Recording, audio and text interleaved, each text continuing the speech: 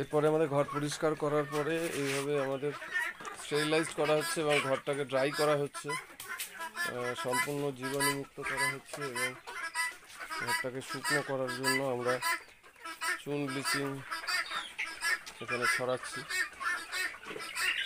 এবং এই অবস্থাতে ঘরটাকে আমাদের 5-6 দিন রেখে দিতে হবে, যাতে এর গ্যাস গন্ধ বা এর ক্ষতিকারক দিকগুলো আমাদের সামনে বা পাখির ক্ষতি না করতে পারে। যার জন্য এইভাবে আমাদের প্রতিটা ঘরকে চুন ব্লিচিং দিয়ে স্টেরিলাইজ করা হচ্ছে। এবং এই উপরগুলোতেও আমরা দেবো, যেহেতু উপরগুলোতে পাখি বসছে সেহেতু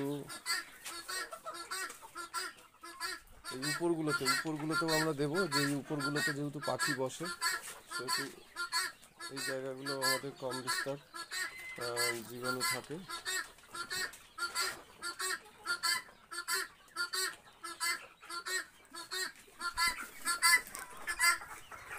যার জন্য এই জায়গাগুলোকেও আমাকে দিতে হবে, যতদূর সম্ভব জীবাণুমুক্ত করা যায় এবং পরিষ্কার পরিচ্ছন্ন রাখার দরকার, জরুরি। কারণ এগুলো না হলে পরবর্তী সময়ে যখন পাখি এখানে থাকবে এখান থেকেও জীবাণু ছড়াতে পারে।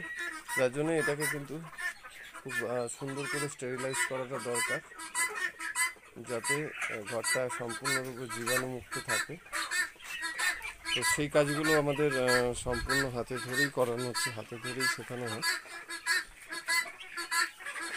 এই কাজগুলো পরবর্তী সময়ে ফার্মারের নিজের ফার্মে কাজ করবার জন্য কাজে লাগে।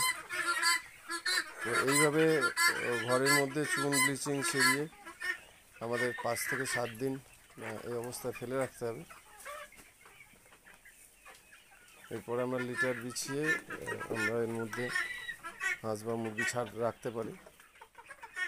তো এটা খুব যত্ন সহকারে এবং খুব গুরুত্ব দিয়েই কাজটা করতে হবে, কারণ এটা খুব জরুরি একটা কাজ। ঘরটা পরিষ্কার করার পরে এটাকে আমরা স্টেরিলাইজ করছি বা জীবাণুমুক্ত করছি। আরে অতটা করে নয়, এরকম করে ছিলতে বলেছি।